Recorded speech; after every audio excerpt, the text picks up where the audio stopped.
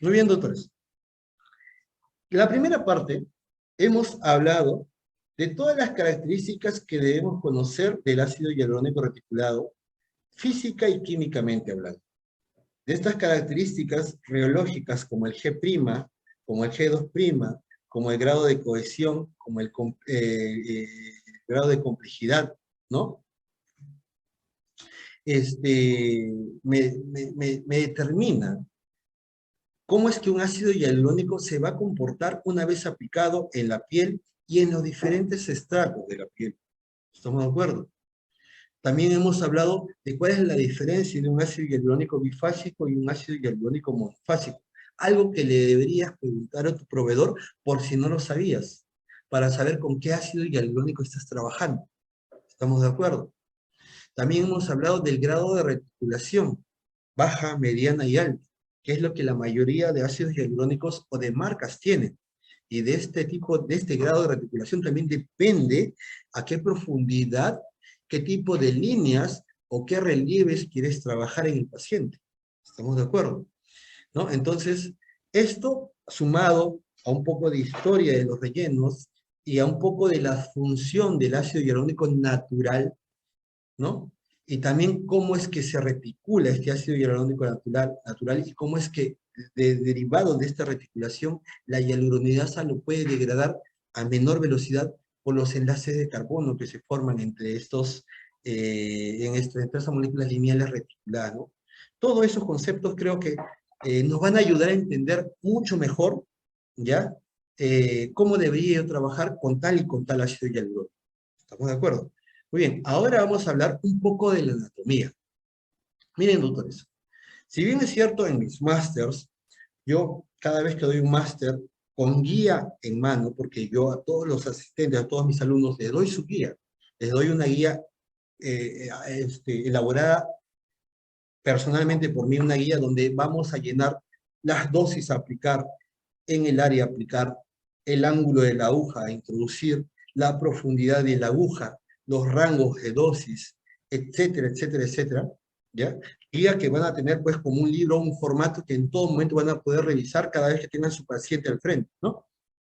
¿No? Siempre digo, mejor es llenar una guía a puño y letra donde aprendemos y el proceso de aprendizaje es mucho mejor a que tomarle una foto nada más o recibir esa diapositiva en mi WhatsApp y tenerlo ahí. Y de vez en cuando revisarlo, si no es que se me pierde el archivo o por ahí me roban el celular, ¿no?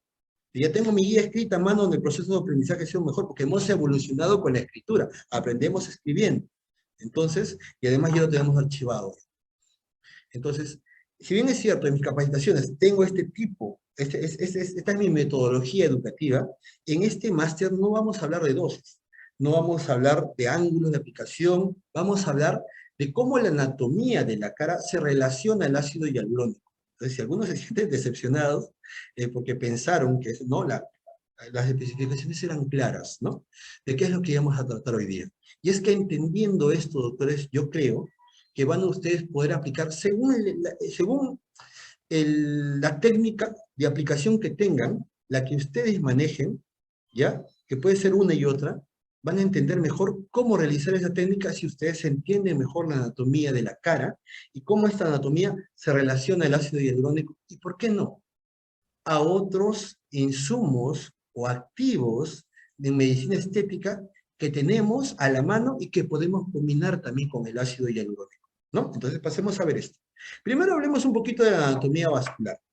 Entendamos que cada vez que aplicamos un relleno en la cara, este relleno, al ser un material semisólido, puede ser inyectado accidentalmente dentro de un vaso sanguíneo. Y al ser inyectado accidentalmente dentro de un vaso sanguíneo, va a viajar intravascularmente, teniendo entonces las características de un émbolo. ¿Qué es un émbolo? Un material extraño que viaja en el sistema circulatorio y que tiene la capacidad de obstruir un vaso sanguíneo a distancia. Sin olvidar que cada vez que hay un émbolo alrededor se forma un trombo, y a lo que se llama eso es un tromboémbolo, ¿verdad? Obviamente eso no queremos. Por eso es muy importante reconocer y conocer la vascularización de la cara. Y recordemos que la vascularización de la cara responde principalmente a una arteria, la arteria carótida externa. La arteria carótida externa es la arteria que irriga el 80% de todo el macizo facial, cara superficial y profunda. Y cuando hablamos de cara superficial, es su rama, la arteria facial que estoy en este momento con el puntero indicando, se nota el puntero, ¿no? Con el puntero indicando, es la arteria facial la que nace de la arteria carótida externa a nivel del cuello. La arteria carótida externa da a la arteria facial y da otras ramas en el cuello, la arteria lingual, la arteria faríngea ascendente, la occipital, etc. La arteria facial es la que recorre por encima primero de la glándula submaxilar, llega a la cara bordeando el borde mandibular por delante del músculo macetero. Entonces, si ustedes muerden, palpan al macetero su borde anterior y justo por delante, pongan un dedo o dos y van a sentir el pulso de la arteria facial. Entonces, la arteria facial asciende de forma tortuosa, llega hasta la cara, mejor dicho, llega a la cara desde el borde mandibular, al lado del surco de la marioneta, por encima y por el costado de él, por el costado más o menos de la comisura labial a 2 o 3 centímetros de la comisura labial y sigue ascendiendo, doctores. Y asciende no en el surco nasogeniano. Muchas veces pensamos que la arteria está en el mismo surco. Eso no es verdad. La arteria en la mayoría de seres humanos no está en el surco nasogeniano, está ligeramente por arriba y profunda. Entonces esta arteria sigue ascendiendo y al llegar cerca del canto interno del ojo, esta arteria ya no se llama arteria facial, se llama arteria angular. Y allí se anastomosa con la rama dorsal de la nariz de la infratroclear, o de la supratroclear, que diga, con la rama, la misma arteria supratroclear, incluso con ramas de la supraorbitaria. Y en el entrecejo forman un entramado vascular muy importante. Entonces la arteria facial termina en arteria angular, que allí llega al entrecejo y se anastomosa con otras ramas. Ramas de la oftálmica, porque la supratroclear y supraorbitaria, que se encuentran a este nivel, atraviesan en la órbita de adentro hacia afuera y llegan a la zona del entrecejo, pero son ellas ramas de la oftálmica, y la oftálmica a la vez es rama de la carótida interna. Entonces aquí son dos sistemas arteriales, carótida interna, que da a través de la oftálmica y sus ramas, y la carótida externa a través de la facial y la angular, dos sistemas arteriales que aquí se anastomosan, ¿no? Cerca del, en el entrecejo, a la altura del entrecejo, ¿no? Por eso es que en el entrecejo, doctores, no está indicado, y muchas veces, muchos médicos estéticos estamos en contra de la aplicación de un material de relleno en el entrecejo, porque es una zona muy vascularizada y que une dos sistemas, y que si el ácido hialurónico, esta molécula, o cualquier otro material de relleno, intravascularmente pasar a una de las ramas de la oftálmica, puede llegar hasta la oftálmica, con el regreso de la sangre, después de que dejamos inyectar, puede regresar y puede ocluir varias ramas de la oftálmica. Puede ocluir ramas superiores e inferiores de la oftálmica. Puede ocluir la arteria central de la retina. Y si ocluye esas ramas, lo que va a generar es isquemia del globo ocular de la retina y necrosis subsecuente, con la ceguera e incluso necrosis de los tejidos oculares. O sea, también el paciente, además de ciego, se puede quedar tuerto. Doctor, ¿eso puede pasar? Sí puede pasar. ¿Es frecuente? No. Se reportan 1 en 10 o 100.000 casos a nivel mundial. O sea, es raro, pero puede darse. Por eso es que, como siempre digo a mis capacidades, tú no quieres sacarte la tinca. Si bien es cierto, hay técnicas que te muestran cómo aplicar ácido hialurónico en los surcos del entrecejo, la verdad es que a mí me gusta dormir tranquilo. No quiero yo aplicar en una zona de tanto riesgo. Para eso tengo la toxina botulínica. Y si no mejora, pues al paciente química le va a mejorar un poco. Y progresivamente quizás mejora con la toxina botulínica. Porque esta es una zona dinámica. Esta zona se aplica en el tratamiento de elección en los surcos del entrecejo. Es la toxina botulínica. Y siempre va a ser la toxina botulínica. Muy bien. Entonces, el ácido hialurónico hay que tener cuidado en su aplicación en las zonas centrales, como en la región glabelar, como en la región de la nariz, sobre todo a nivel de la punta. Aquí no porque se inyecte intravascularmente, sino que aquí puede generar compresión extrínseca en la zona, porque aquí los vasos sanguíneos son muy pequeños y escasos. Entonces, si yo aplico ácido hialurónico en una zona tan, digamos, tan densa, tan compacta como la punta de la nariz, y sabiendo que esa zona incluso tiene vasos muy pequeños, puede generar isquemia. Y puede darse una isquemia de la punta nasal, que si no está tratada a tiempo puede dar una necrosis, aunque es rara la necrosis, pero puede darse. Entonces hay que tener cuidado, ¿no? Hay que tener cuidado. Siempre aquí tener hialuronidasa a la mano. La hialuronidasa es vital, doctores. Vital. Cada vez que ustedes apliquen ácido hialurónico, su hialuronidasa al costado. Debe estar ahí. Donde guardan su hialurónico debe estar su hialuronidasa. Generalmente yo diluyo mi hialuronidasa en 2 a 2.5 ml de solución de cloruro y medio de lidocaína, sin epinefrina al 2%, y le inyecto toda la que puedo. Generalmente inyecto todo un frasco de 2.5 en la zona donde hay un ácido hialurónico que está generándome molestias. Doctor, ¿cómo así? Pues que he tenido muchos pacientes que vienen con ácido hialurónico con una sobrecorrección intensa de la región de la bolsa y ojera, y que, bueno, ya no está la bolsa, pero está una tremenda protrusión por debajo con un efecto Tyndall marcado. Entonces, ¿qué hago? Hay que desaparecer ese ácido hialurónico. El médico que le aplicó, obviamente no se hace cargo y uno tiene que hacer cargo. Entonces, tienes que aplicar ácido hialurónico para que ese paciente se resuelva esa molestia y ese indecitismo, ¿no? Gracias a Dios nunca he tenido problemas de isquemia nasal, ni nunca aplico en la región labelar, pero siempre la hialuronidasa la tengo a la mano, ¿no?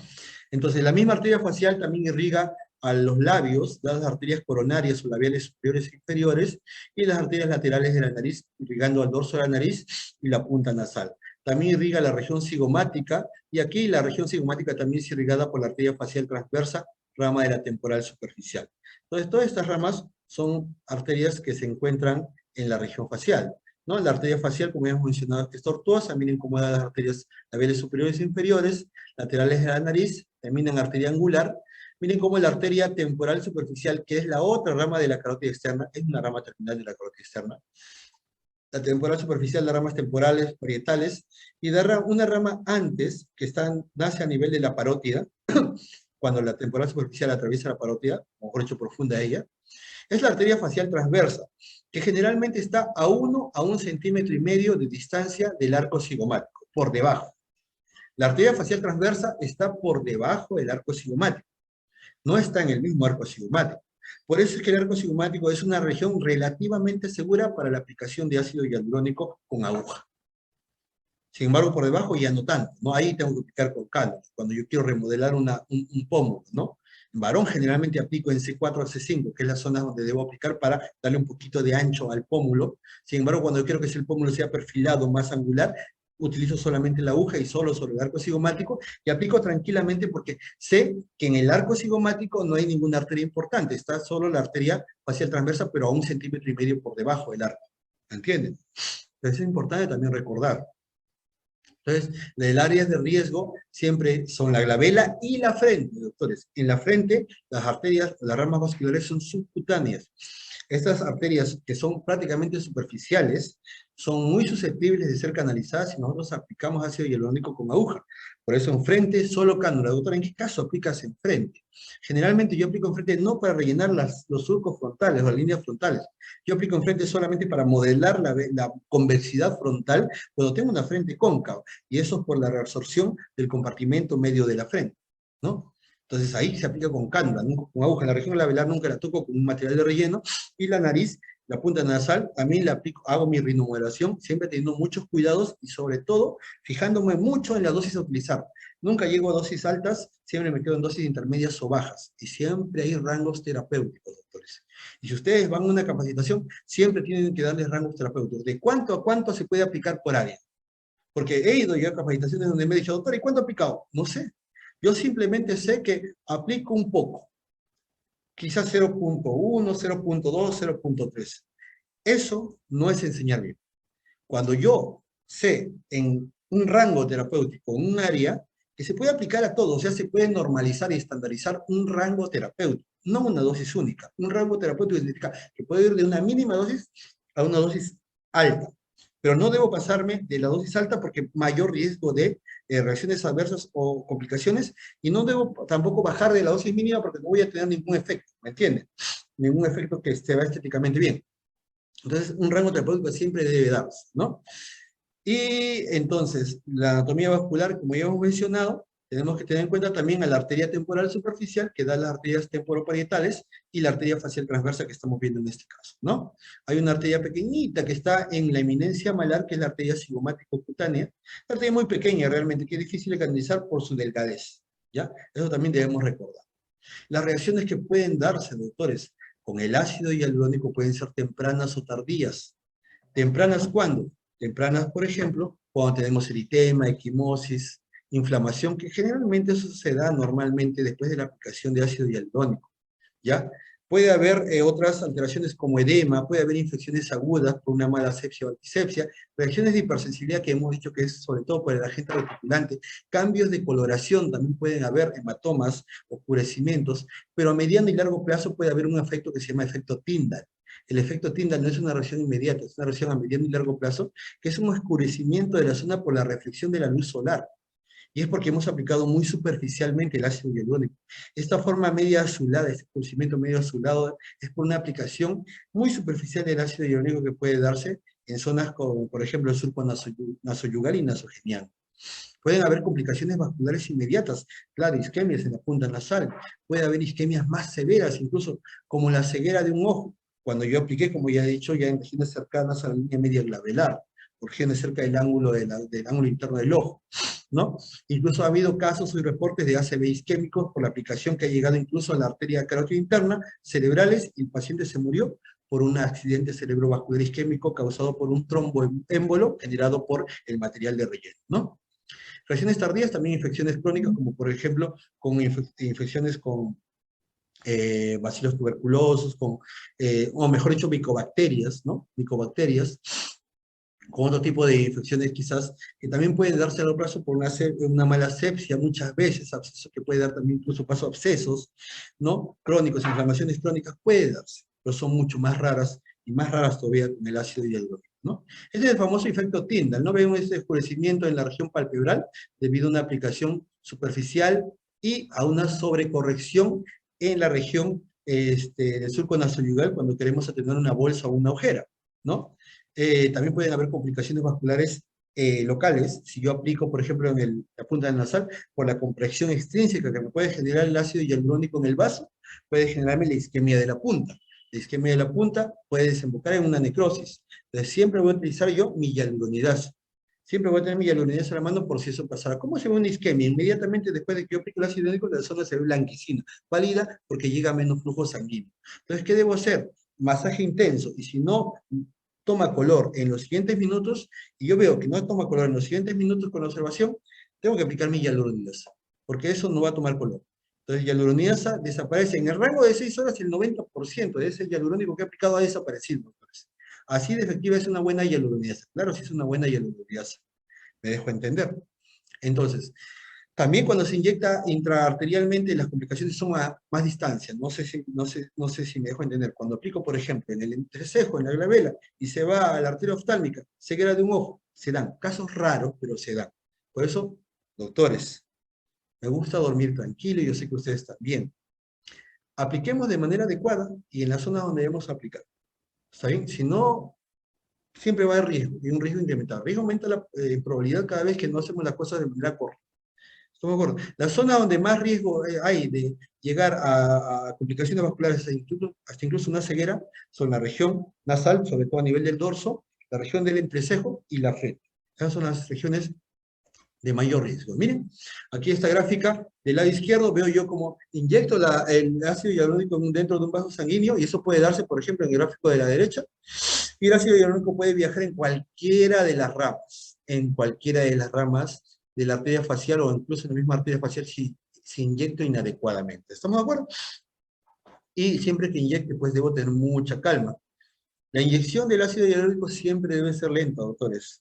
Generalmente debe ser en movimiento para evitar una inyección intravascular, el canalizado de una arteria. Generalmente la aplicación también debe ser no solamente lenta, y también no solamente moviendo, sino también debe ser la aplicación generalmente previa aspiración, y la aspiración antes de la aplicación debe ser a menos de 10 segundos, doctor. Debe ser 10 segundos de aspiración y luego, incluso con la aspiración misma, a veces si estoy aplicando en una zona de riesgo, doctores, puede ser que esté intravascular, porque se ha demostrado que la aspiración solamente tiene un 60% de sensibilidad, o sea, un 40% de probabilidad de que aún así aspire, esté dentro del vaso sanguíneo. Aún así la aspiración sea negativa, esté dentro del vaso sanguíneo. ¿Entienden? Ahora, yo puedo aplicar, como les he dicho, la del ácido hialurónico y puede generar compresión extrínseca. Obviamente, si esa aplicación es desmesurada en el área. Es decir, estoy aplicando más de lo que debería. Por eso siempre acercarse, siempre tener en cuenta que debo evitar sobrecorregir y evitar llegar a los rangos terapéuticos más altos. Siempre quedarme con las dosis intermedias o las dosis más bajas. No sé si me dejo entender, ¿no, doctores? Las dosis intermedias o las dosis más bajas. Muy bien. Miren ahí cuando se aplica intravascular, puede llegar el ácido hialurónico a cualquiera de las ramas de la oftálmica y luego después de descomprimir, después de dejar de inyectar, el ácido hialurónico viajar y regresar por la arteria oftálmica y generar alguna isquemia o la famosa isquemia de la retina, lo que va a dar paso pues a la famosa ceguera de un solo ojo, ¿verdad? Ceguera de un solo ojo. Muy bien.